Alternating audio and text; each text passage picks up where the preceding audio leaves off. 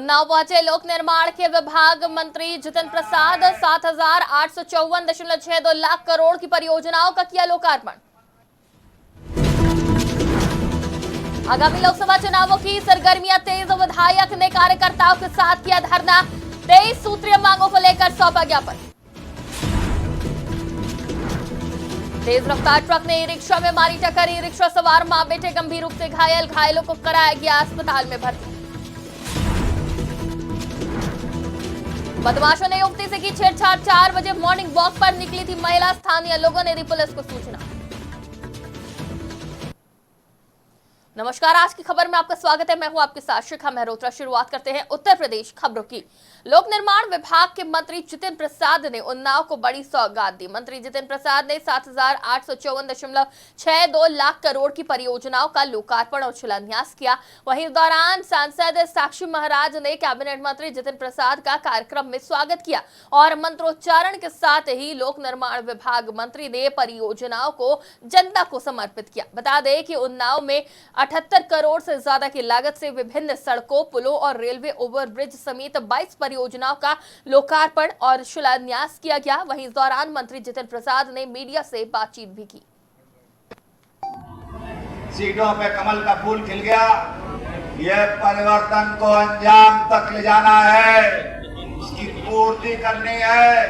कि आत्मविश्वास में मत रहिएगा।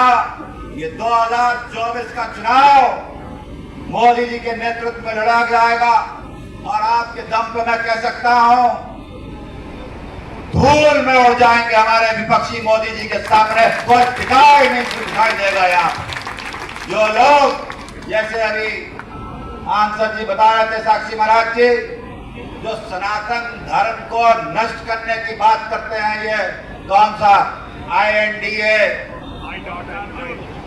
अलायंस पता है ना, ये जो बात करते हैं, मुझे पूरा विश्वास है जनता कमल का फूल का बटन दबा के इनके ये विचार और इनकी सोच हमेशा के लिए समाप्त कर देंगे। ठीक है, ये जो सोच लेके चले हैं और ये जो INDA अलायंस जो हुआ है, ये वही सोच है, बात कर रहा है सनातन धर्म को नष्ट करने की। ये खुद नष्ट हो जाएंगे और इनका कोई वजूद नहीं। मंत्री जी, एक आपका वीडियो वायरल हो रहा है, पे हाथ धोते हुए आपके साथ एक मंत्री है। इस पर सपा और कांग्रेस दोनों प्रहार कर रही है। वो कह रहे हैं कि आप लोग अभी सनातन का सम्मान करते हैं।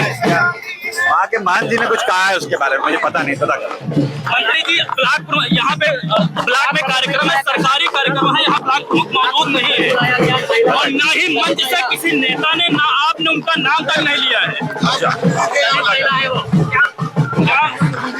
क्या वो दलित है, महिला है, इसलिए किया गया?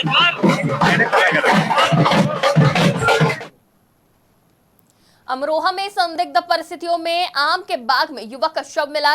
युवक का शव मिलने से इलाके में हड़कंप मच गया और मौके पर भारी संख्या में स्थानीय लोगों की भीड़ जमा हो गई। वहीं लोगों ने मामले की सूचना पुलिस को दी, जिसके बाद मौके पर पहुंची पुलिस ने शव को कब्जे में लेकर पोस्टमार्टम के लिए भेजा और मामले की जांच में जुट गई। बता दें, पूरा मामला सैदनगली थाना क्षेत्र के ढक्का मोड़ के हरियाणा रोड का है।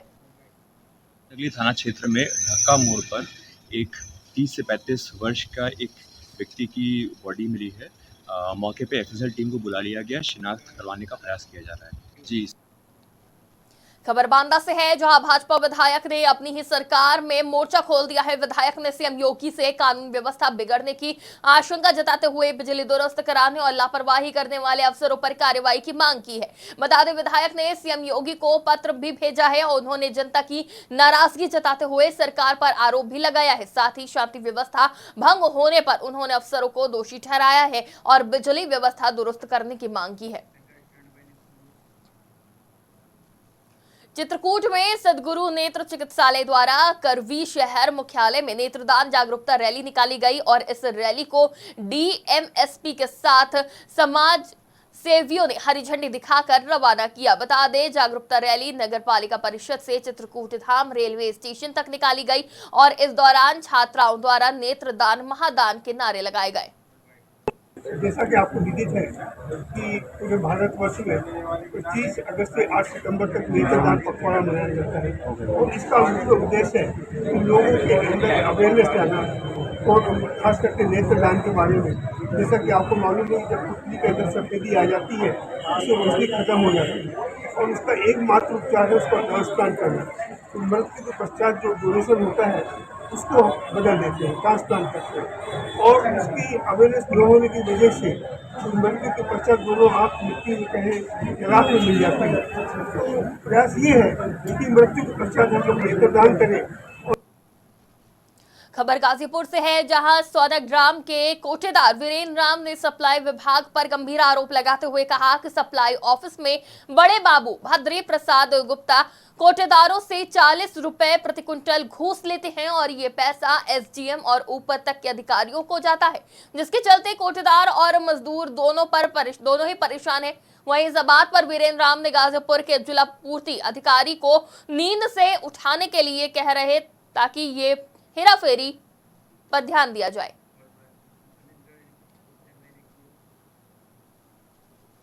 हमीरपुर में अधिवक्ता संघ के वकीलों ने हापुड़ में अधिवक्ताओं सहित महिला अधिवक्ताओं पर लाठीचार्ज के विरोध में डिस्ट्रिक्ट बार एसोसिएशन के अधिवक्ता न्यायिक कार्यों का बहिष्कार किया और अधिवक्ताओं ने अधिवक्ता संघ के अध्यक्ष फूल सिंह कुशवाहा और महामंत्री देवी प्रसाद शुक्ला की अगुवाई में वकीलों पर बर्बर लाठीचार्ज के विरोध में जजी परिसर में लेकर कलेक्ट्रेट तक वकीलों ने पुलिस प्रशासन के खिलाफ जमकर नारेबाजी की और दोषी पुलिसकर्मियों पर कार्रवाई करने की मांग की। वहीं अधिवक्ताओं के प्रदर्शन के दौरान कलेक्ट्रेट में भारी पुलिस बल भी मौजूद रहा।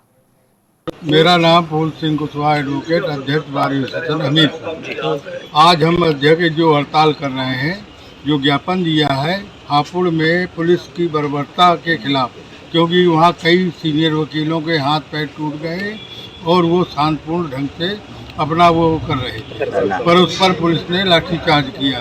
उस पर न कोई एफआईआर लिखी गई, न अभी तक सरकार ने कोई कार्रवाई की है। इसलिए हम लोग हाल यूपी। खबर हरदोई से है, जहां रिश्तों को शर्मसार करने की एक और घटना सामने आई है। बता दें 12 साल की बच्ची के साथ उसके चचेरे भाई ने रेप की घटना को अंजाम दिया और घटना के बाद मौके से फरार हो गए। वहीं पीड़िता के पिता की तहरीर पर पुलिस ने मुकदमा दर्ज कर लिया है और साथ ही अपर पुलिस ने बताया कि बच्ची को मेडिकल के लिए भेज दिया गया है और जल्द ही आरोपी को गिरफ्तार कर लिया जाएगा। ये थाना पिहानी का मामला है, जिसमें ये आरोप लगाया है एक 12 वर्षीय बालिका है, उसके पिता ने, कि हमारी बालिका के साथ गांव का ही एक युवक गलत काम कर रहा था। इस पे बालिका को मेडिकल के लिए भेजा गया है और अभियुक्त को शीघ्र ही गिरफ्तार करके आवश्यक विधिक कार्रवाई की जाएगी। ये थाना हरदोई में खाद्य सामग्री के पैसे मांगने पर दबंगों ने एक दुकानदार को अपने साथियों के साथ मिलकर जमकर पीट दिया। हालांकि दुकानदार ने भी बचाव करते हुए युवकों के साथ मारपीट की। दोनों पक्षों में जमकर हुई मारपीट की ये घटना सीसीटीवी कैमरे में कैद हो गई है। वहीं पीड़ित दुकानदार ने एसपी ऑफिस पहुंचकर दबंगों पर कार्रवाई किए जाने की मांग की है। मैं अपनी दुकान के बाहर दिलीप शर्मा पुत्र रामकृष्ण शर्मा निवासी कटरा गंगारामपुर मेरी दुकान पे आया और फ्राइड राइस बनवाकर पास की ही अंडा की ठेलिया पे खा रहा था। मेरे द्वारा पैसे मांगने पर वो गाली गलौज करने लगा। मैंने गाली गलौज करने से रोका तो वह उसके साथ वाले आत्माराम यादव 8 से 10 लोग, जिसमें से आत्माराम यादव, मुंगेरी कुशवाहा, अजीत कुशवाहा, वीरू, गोपी, कुलदीप यादव समेत ये लोग आए और मारपीट करने लगे। मारपीट होते देख मेरे छोटे भाई सुधीर और धीरज जब बचाने आए तो उनके साथ भी ये लोग मारपीट करते करते दुकान में घुस गए और कुछ दुकान का सामान, कुर्सियां तोड़ने लगे और दिन भर की दुकानदारी जो करीब 3500 रुपये करीब थी उठा ले गए। हरदोई के एक गांव में पूर्व प्रधान का शव खेत में संदिग्ध हालत में खून से लथपथ पड़ा मिला। घटना की जानकारी होने के बाद गांव में हड़कंप मच गया। वहीं मौत की खबर सुनकर परिजनों में मातम का माहौल छा गया। सूचना पर पहुंचे पुलिस ने शव को कब्जे में लेकर पोस्टमार्टम के लिए भेज दिया है, जिसके बाद एसपी ने मौके पर पहुंचकर घटनास्थल का निरीक्षण किया। एसपी ने बताया कि तहरीर मिलने पर अन्य आवश्यक विधिक कार्रवाई की जाएगी।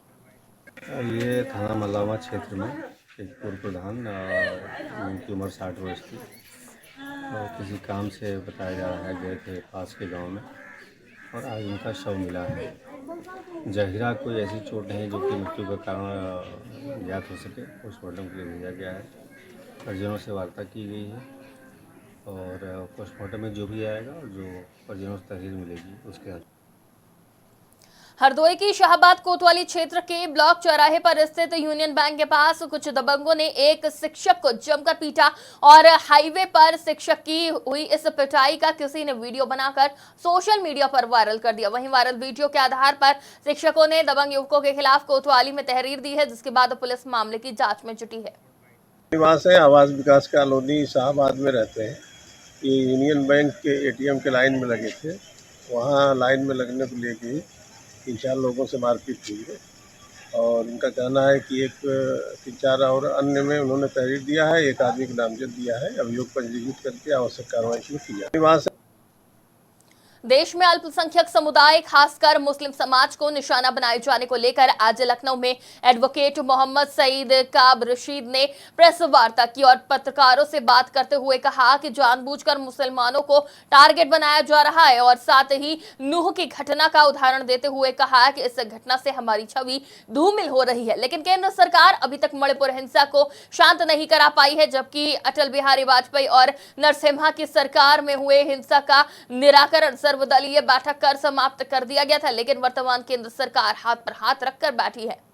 तो हम लोग की आज की ये प्रेस कॉन्फ्रेंस का बेसिकली जो हमारा जो डिस्कशन है और जो हम लोग बातें हैं सामने रखना चाहते हैं वो करंट सिचुएशन जो इंडिया में चल रही है रिगार्डिंग कम्युनल हार्मनी और इसका क्या रोल है हमारे मतलब सांप्रदायिक जो माहौल चल रहा है आज इंडिया में, जो हम लोग की जो सिचुएशन जैसे हरियाणा मेवात में हम लोग देख सकते हैं जो सिचुएशन अभी पैदा की गई हुई, क्या बल्कि पैदा की गई, ये ज़्यादा बेहतर होगा कहना। फिर वो किस इंटेंशन से पैदा की और किन लोगों ने की और उन लोगों का आगे क्या रोल हो सकता है, क्योंकि आगे बहुत सी चीज़ें बहुत से इवेंट्स अभी इंडिया में होने बाकी हैं और स्टेट वाइज क्या क्या चीज़ें होनी बाकी हैं, इस पर हम लोग डिस्कशन करें। फिर आगे चल के हम लोग को अभी क्या करना है और कैसे मूव करना है अपने कम्युनिटी, अपने लोगों और सिटीजन्स ऑफ इंडिया के लिए कि उनके लिए बेहतर भविष्य हम लोग प्लान कर सकें और जो जो इंसिडेंट चल रहे हैं उससे। रायबरेली में तेज रफ्तार ट्रक ने ई रिक्शा में जोरदार टक्कर मार दी और टक्कर लगने से ई रिक्शा सवार मां और बेटे गंभीर रूप से घायल हो गए, जिनको आनन फानन में इलाज के लिए नजदीकी स्वास्थ्य केंद्र ले जाया गया, जहां डॉक्टरों ने बेटे की हालत गंभीर देखते हुए रायबरेली के जिला अस्पताल रेफर किया। बता दें पूरा मामला लालगंज कोतवाली क्षेत्र के सूर्यवंशी ढाबा खजूर गांव के पास का है। रायबरेली में आगामी लोकसभा चुनावों को देखते हुए सभी दल जमीन पर उतर आए हैं। वहीं प्रदेश में सपा भी अपने जनाधार और लोकसभा चुनावों में ज्यादा से ज्यादा सीट पर जीत हासिल करने के लिए जन समस्याओं और को लेकर सरकार को घेरने में जुट गई है। इसी के चलते कलेक्ट्रेट परिसर में सपा जिलाध्यक्ष की अगुवाई में सपा के पूर्व मंत्री और मौजूदा ऊंचाहार विधायक और हरचंदपुर विधायक सैकड़ों कार्यकर्ताओं के साथ धरने पर बैठे और जिलाधिकारी को 23 सूत्रीय समस्याओं से संबोधित ज्ञापन सौंपा और चेतावनी दी कि अगर इस समस्याओं का समाधान नहीं किया गया तो समाजवादी पार्टी की बैठक की जाएगी और बड़ा आंदोलन किया जाएगा।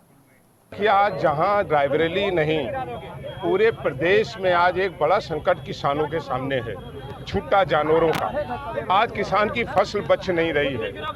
वहीं स्थिति ये है कि पूरे शहर में पूरे जिले में सूखा रहा और इसे सरकार ने स्वीकार किया कि औसत से बहुत कम वर्षा रायबरेली में हुई है। उसके बाद भी रायबरेली जनपद को सूखा नहीं घोषित किया गया।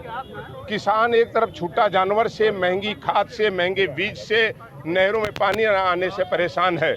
वहीं जब पूरे जिले को सूखा नहीं ग्रस्त किया गया तो आखिर आज किसान कहां जाएगा और किसान आत्महत्या की ओर खड़ा हुआ है।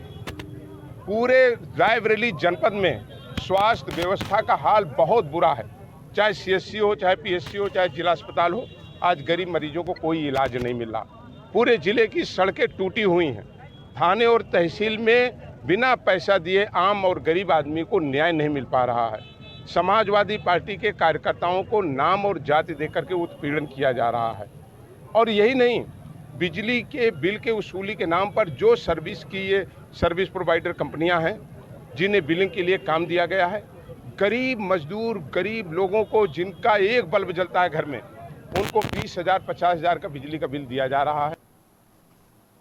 रायबरेली जनपद के गुरबख्शगंज थाने के पास बांदा से गिट्टी लाकर बछरावा की तरफ जा रहे ट्रक की अचानक स्टीयरिंग फेल हो गई और गाड़ी अनियंत्रित हो गई, लेकिन चालक और परिचालक ने गाड़ी को कंट्रोल करने की कोशिश की पर ट्रक बक्से की दुकान को रौंदते हुए गड्ढे में घुस गई। वहीं हादसे की सूचना पाकर मौके पर पहुंची पुलिस ने कड़ी मशक्कत के बाद अंदर फंसे लोगों को बाहर निकाला और आगे की कार्रवाई में जुटी। ये खुसरूपुर चौराहा के पास इसकी स्टीयरिंग फेल हुई और ये खंभा को तोड़ते हुए पेड़ से टकरा गया, जिसमें ड्राइवर का जो है पैर स्टीयरिंग से फंस गया था। काफ़ी मशक्क़त, ये आधा घंटा मशक्क़त करने के बाद उसका पैर निकला। ये गाड़ी कहाँ की है, ये है कि बहुत अच्छा हुआ जो ड्राइवर चोटिल नहीं चला। सोनभद्र में रॉबर्ट्सगंज थाना क्षेत्र के पास के गांव में एक महिला सुबह 4 बजे मॉर्निंग वॉक पर निकली थी। वहीं कार सवार कुछ युवकों ने महिला के साथ अश्लील हरकत करते हुए उसे खींचकर अपने साथ ले जाने लगे, जिसके बाद महिला के चीखने चिल्लाने पर पास में लोग इकट्ठा हो गए, जिसके बाद बदमाशों ने अपने आप को पुलिस का अधिकारी बताया। वहीं लोगों ने मामले की सूचना पुलिस को दी, जिसके बाद मौके पर पहुंची पुलिस ने मामले की जाँच शुरू की। घटना घटी थी, हम अपने रोडे पर टहलने के लिए निकले थे, खेत में अपन देख रहे थे, अब गाड़ी आई तुरंत रुकी, हमको खींचकर हाथ बैठाने लगे। नहीं, हम उनको नहीं जानते थे, कारण कि चलो हमारे साथ जबरदस्ती बैठाने लगे। हम बहुत चिल्लाने लगे, फिर हमारे पति दौड़ा आने लगे। हाँ, कारण कि हम पुलिस वाले हैं, चलो हमारे साथ, क्योंकि हम नहीं जाएंगे तभी जबरदस्ती खींचने। उत्तर प्रदेश की खबरों में फिलहाल इतना ही। देश और दुनिया की तमाम खबरों के लिए देखते रहिए आज की खबर।